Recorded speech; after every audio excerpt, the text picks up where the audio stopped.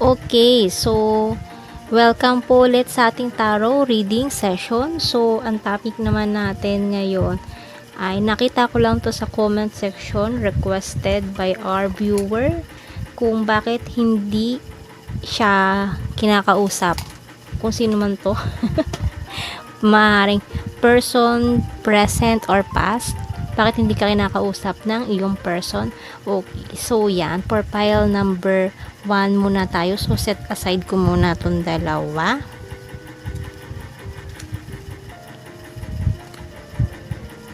Okay, for pile number 1. Let's see. Oh! Oh my God! Ang bigat naman nito, pile number 1.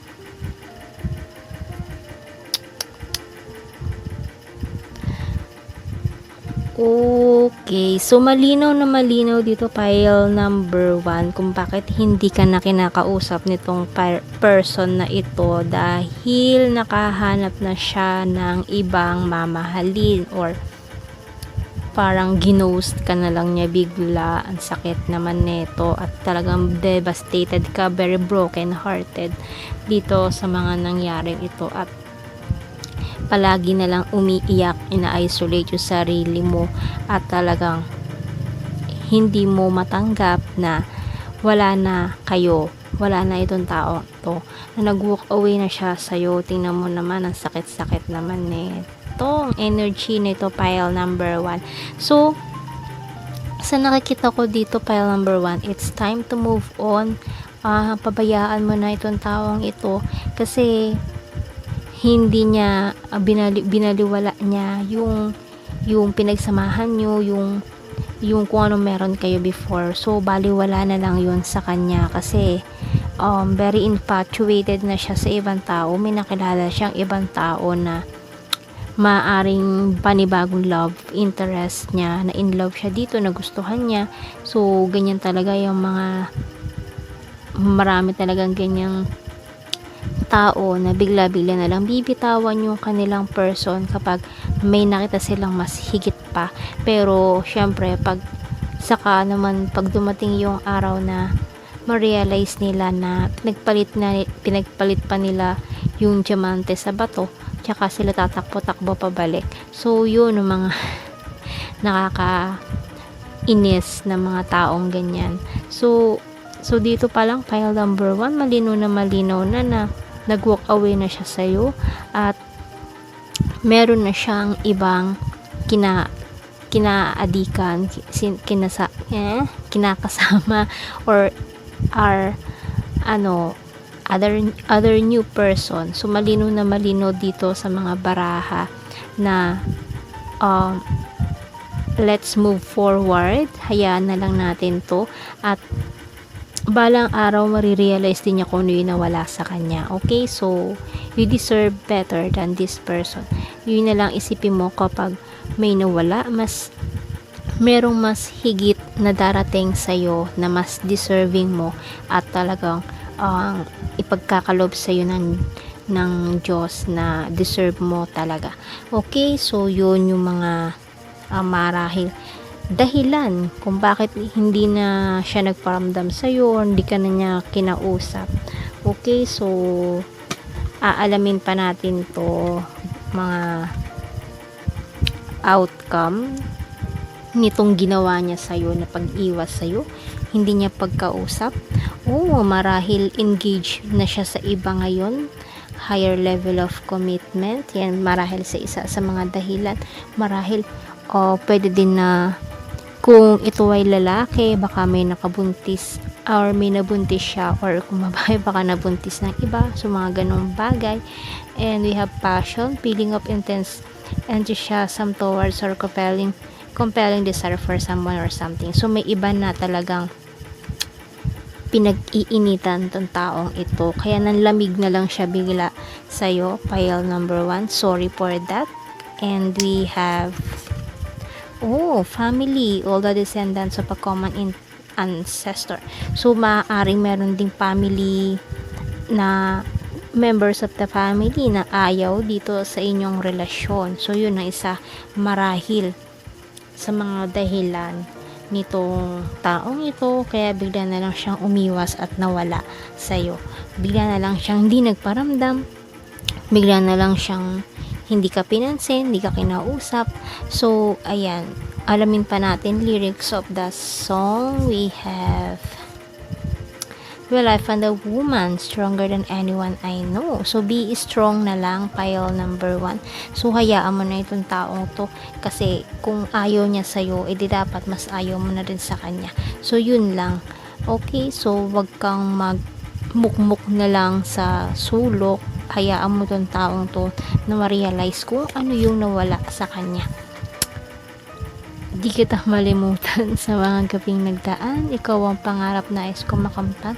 Sa buhay ko, ikaw ang kahulugan. Okay, so ngayon parang ligaw na ligaw ka pa ngayon kasi syempre masyadong masakit itong ginawa niya. Pero eventually, malalampasan mo din to. Pile number 1. And I think I dream you into life kasi ayan, mag-manifest ka na lang ng mga magagandang bagay na maaaring mangyari sa'yo. Okay, so isipin mo na lang na may mas darating pa na mas higit na karapat-dapat kesa sa taong ito.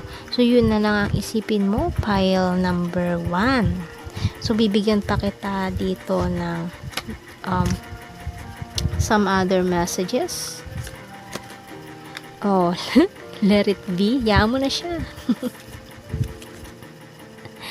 You color my world with joy. O maaaring makakilala ka, makatagpo ka ng another person na magbibigay ng kulay sa iyong mundo. And thank God I found you. O, see?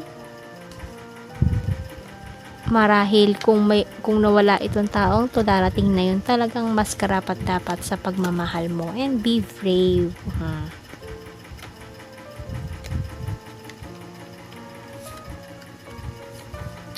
Remember how much I love you. Make music in your heart. Relax, slow down. So, relax ka lang, pile number 1. Darating na yung taong para sa'yo. Okay, so kahit nawala siya, iniwan ka niya, okay lang. Kasi mayroon namang mas higit na darating dito kaysa dito sa taong nang iwan sa'yo. Okay, so general signs and messages na tayo. Okay, ang dami na nito. Tama nito. Okay, let's see. Aries. October. You need patience, please. Amazing. Sarcastic. Mountain. O ngayong summer, baka dumating na yung taong para sa'yo na full of charisma. We also have 7. May. Ngayong May. Summer, May. And 1. And crazy for you. So, ayan, pile number 1. Bigyan pa kita na isa. So, marahil ito na yung soulmate na hinihintay mo. Okay, so that's your reading. Thank you for watching. And welcome, pile number 2. So, ating aalamin itong, ang topic natin ngayon ay, bakit hindi ka na niya kinakausap? So, ito ay another requested topic na basa ko sa ating comment section. So, ayan. So, anong dahilan kung bakit di ka na niya biglang kinausap? Pakiramdam mo, binatrade ka niya. And sa nakikita ko kasi dito, pile number 2, nasa medyo malayong lugar na tong taong ito. Maaaring doon siya nakahanap ng trabaho. And then, may nakilala siya doon na panibagong tao na kanyang mamahalin. Pero sa nakikita ko dito, hindi lang isa, pile number 2 ang dahilan kung bakit siya biglang hindi nagparamdam sa'yo, bigla ka na lang hindi kinausap. So, talagang backstabber tong taong ito, pile number 2. At pinalalabas niya pa na kasalanan mo kung bakit kayo hindi kung bakit kayo nagkaroon ng hindi pagkakaunawaan. So, yun ang pinalalabas niya na nangyari para sa kanya umayon yung simpatya nitong mga tao na kinakausap niya ngayon or nilalandi niya ngayon. So, meron akong 3 queens dito. Pile number 2. So, hindi lang isa ang bago niyang love interest ngayon. 3. Queen of Swords, we have Queen of Pentacles, and the Queen of Cups. So, malinaw na this person is a playboy or a playgirl. So, depende sa energy. So, maaaring mag-shift yung energy. Kunin nyo na lang yung mga mag-resonate and leave the rest. Okay? So, kung hindi nag-click sa inyo, this is not your pile. Okay? So, meron pa tayong pile 1 and pile 3 to choose from. And then, ayan. So, kahit na nawala siya sa'yo, iniwan ka, or hindi ka niya kinausap, ginost ka na lang bigla. So, nakaalalay naman sa'yo ang ating mga spirit guides, ang ating mga guardian angels, at binibigyan ka ng a lot of strength para kayanin itong bigat na suliranin mo.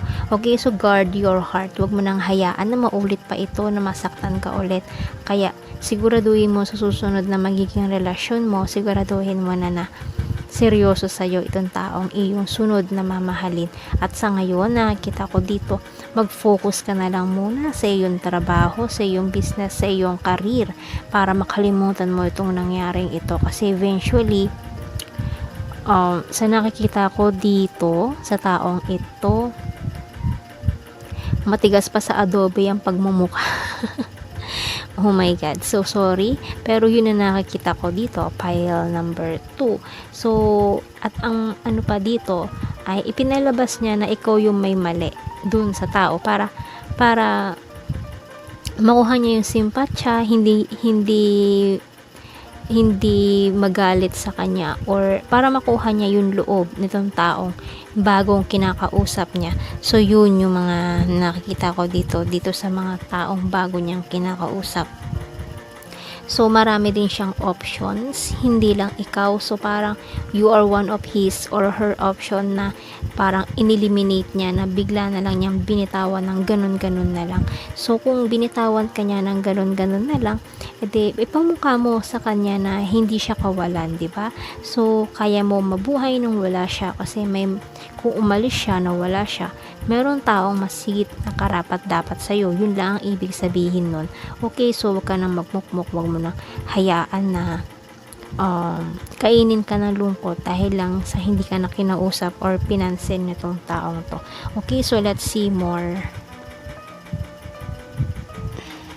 outcome. See, no strings attached. Being in a relationship with someone while still dating other people. So, ito lang ang very talagang playboy, playgirl. Ayaw niya ng attachment. So, nakikipag-date pa rin siya. May mga ka-fling pa rin siya. May mga kalandian pa rin siya. Kahit na in a relationship na siya. And we have the runner. It's so intense that often one of them may run from the relationship. Diba? Talagang tinakbuhan ka na niya. And regret, emotion of wishing one had made a different decision in the past. So, maaaring pagsisihan niya rin to, pile number 2. So, wag kang mag-alala, okay? So, kahit na hindi ka na niya kinausap, na wala na lang siyang parang bula, edi hayaan mo. Hayaan mo na siya, pabayaan mo na. Meron naman masigit sa kanya. Okay, so lyrics of the song. Through the lies, you were the truth. My world is a better place because of you.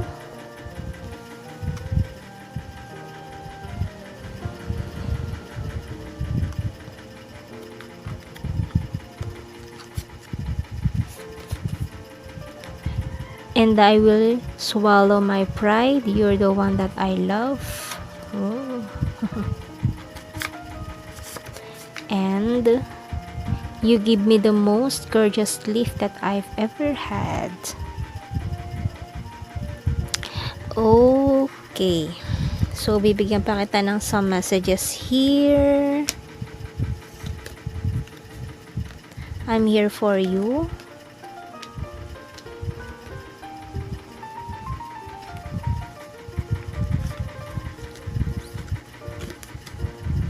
The world needs you. Let your light shine. You make me happy. Enjoy your day.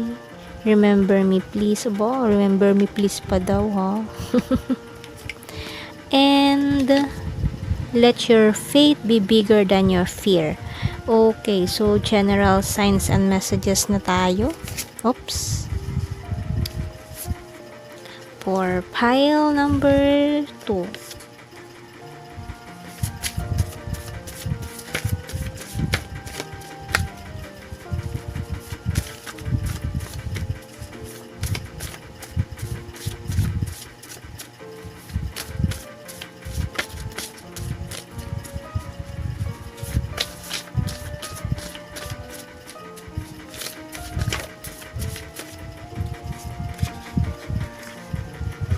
Okay, so tingnan na natin to. Oh, siguro pinagpalit ka niya sa isang selfie-holic. So, ayan. So, ang gawin mo, patunayan mo na mas higit ka pa dito sa taong ipinalit niya sa'yo. Mag-selfie ka rin ng pinakamaganda habang ubod langit yung ngiti mo. So, yun, pamukha mo sa kanya na hindi siya kawalan, na masaya ka kahit wala siya. So, mag-selfie ka ng iyong pinakamagandang selfie at i-post mo, magpalit ka ng profile picture mo at talagang ipamukha mo sa kanya na happy ka kahit wala siya. Okay, so we have 5 and sweet beach. Oh, yeah, magpunta ka sa beach. Mag post ka ng sexy pose para kaya mo siyang pagsisihan yon. Need more sign. 2. Ayan, soon magiging masaya ka na ulit. We have attractive. Water sign. Dimple. Pisces. Sword, energy of air. Very lucky. Very lucky ka na nawala na siya sa buhay niya. Sa buhay. Very lucky ka na nawala na siya sa buhay mo. Creepy. Kasi hindi naman siya deserving eh. You deserve better. And we have Taurus. December 9. Air sign. Quiet person. And last, eye contact. Okay, so that's your reading pile number 2. And thank you for watching. Have a nice day. God bless. And welcome po pile number 3. So ating aalamin kung bakit hindi ka na kinausap nitong taong ito, kung sino man itong person na you're dealing with. Anong dahilan niya? Bakit bigla na lang siya nawala? Bigla ka na lang hindi kinausap? Oh.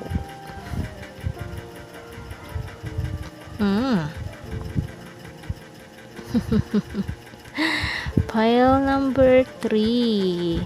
So, pakiramdam nitong taong ito, pakiramdam niya parang isa kang hadlang sa pangarap niya. So, yun yung nakikita ko dito. Nangangarap kasi siya na maging well-known person. Kaya, ang gusto niya ay makihalubilo din dun sa mga taong sa tingin niya ay makakatulong sa kanya para matupad yun. Gusto niya maging sikat na person balang araw. So, yun yung nakikita ko. To become a star. So, yun. So, mataas ang ambisyon. Ambisyoso. Ambisyosa itong taong ito. Pile number 3. Kaya bigla ka na lang niya iniwan, bigla ka na lang niya hindi kinausap, bigla ka na lang niya hindi pinansin. Kasi sa nakikita niya parang magiging hadlang ka lang sa kanyang mga pangarap. And sa nakikita ko dito, ito talaga gustong gusto niyang mangyari at And sa nakikita ko kasi, meron siya nakilala or natagpuan na isang tao na maaaring makatulong sa kanya na matupad tong pangarap niya.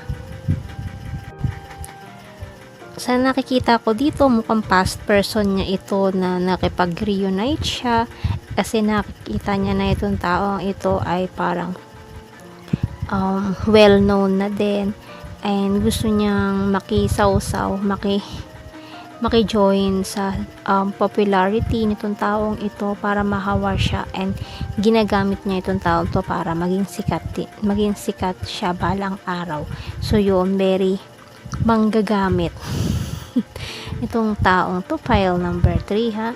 So wala akong nakikitang makabubuti para sa'yo dito sa taong ito, kaya mas maganda pa na bitawan mo na lang siya kasi feeling famous siya feeling niya famous, kung hindi pa man nangyayari, feeling niya famous na siya.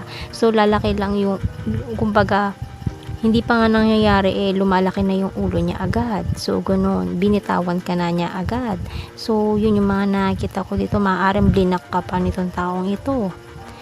And so yun yung mga nakikita ko, maaaring nagbo-vlog din siya pero parang nagsisimula pa lang, pero yan, parang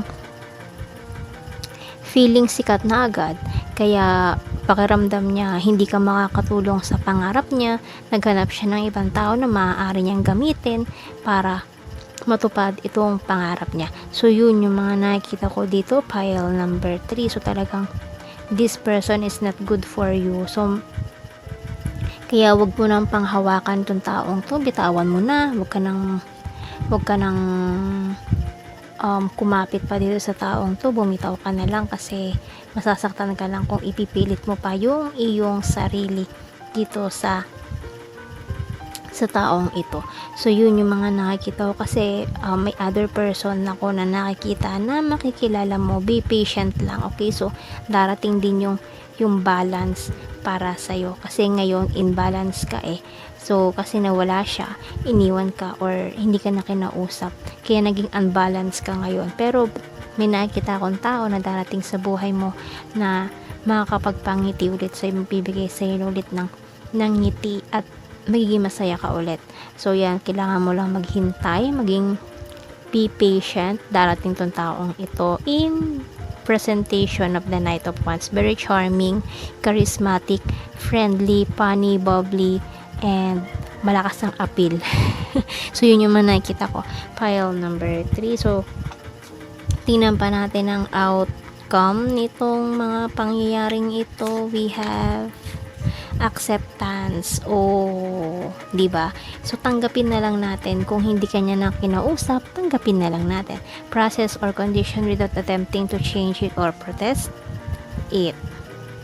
So kailangan na lang nating i-let go, accept, and infatuation, intense but short-lived passion or admiration. So maaaring infatuation lang yung naramdaman niya, then eventually nawala. And we have union of hearts, connection of love that defies explanation, love that is comfortable and fits perfectly. So darating din yung tamang tao para sa iyo, pile number 3. Huwag ka lang mainip kasi lahat ng yan ay may tamang panahon. Okay, so lyrics of the song tayo. I never loved no one but you. You also have, and I can't help but stare cause I see truth somewhere in your eyes. And the last, cause I will love you for the rest of my life. Oh, love song. So bibigyan pa kita ng some messages here. Remember me please. Oops. You are special. Ay, mali. Mali ang nabunot. Destiny. Fated to love you. Okay, sige, sama ko na rin to. So, yan. Darating din yung tamang tao para sa'yo na nakatadhana talaga para sa'yo. Okay, so be patient lang. Tanggapin mo yung nangyaring ito na wala na itong taong ito. And Follow your heart.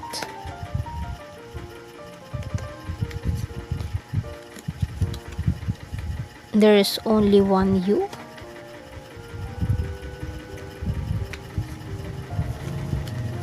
You are worthy.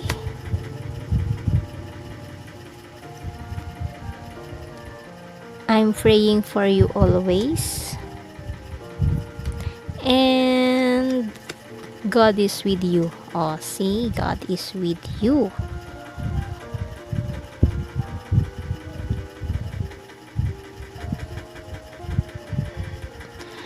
Okay, so hayaan mo na itong taong to, masyado nang malaki yung ulo niya. So yung mga ganyan matataas ang lipad, babagsak din yan, pile number 3. So kaya wag ka manghinayang dito sa taong to, hindi deserving. Okay, so hayaan mo siya. Kung yan ang gusto niya, edi go. Wala siya. Okay, so general signs and messages. So yung mga taong ganyan mataas ang lipad, mabilis silang bumabagsak. Hindi sila marunong lumingon sa pinanggalingan nila doon sa mga taong tumulong sa kanila noong mga panahong walang-wala sila. So hayaan na lang natin sila kasi hayaan mo na yung karma ang gumawa ng paraan, ang gumawa ng way to do the dirty work. Pile number 3. So pabayaan mo na lang siya, pamukha mo sa kanya na baliwala lang yung ginawa niya sa'yo, na magiging masaya ka pa rin kahit wala na siya, hindi ka na niya kinausap. So yun na lang ang isipin mo.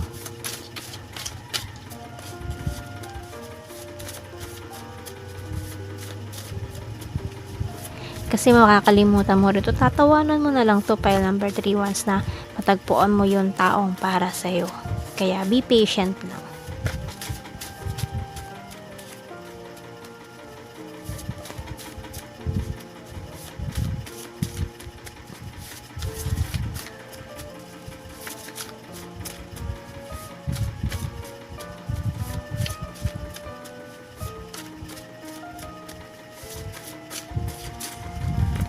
Okay, so let's see.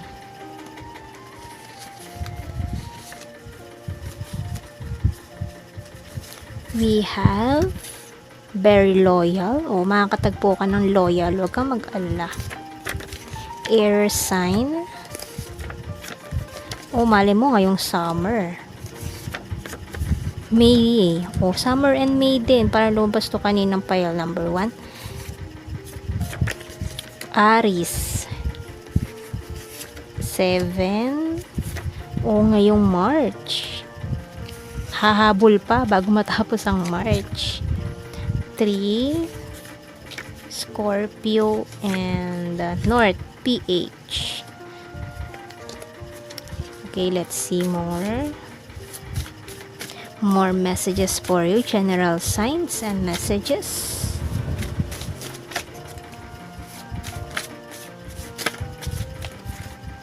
Okay, February, Selfiholic 2 and beach. So, maaaring makapag-beach ka din. Full of charisma, di ba? Sinabi ko kanina, full of charisma. Itong taong bago mong makikilala na darating sa iyong buhay, and sweet. You also have Mirror, Mountain. Maring soulmate mo, and anong sinabi ko kanina? Oh my God, patience please, diba? Sinabi ko kanina na you need more patience para dito sa bagong person na darating sa'yo. Okay, so pile number 3, that's your reading. Thank you for watching.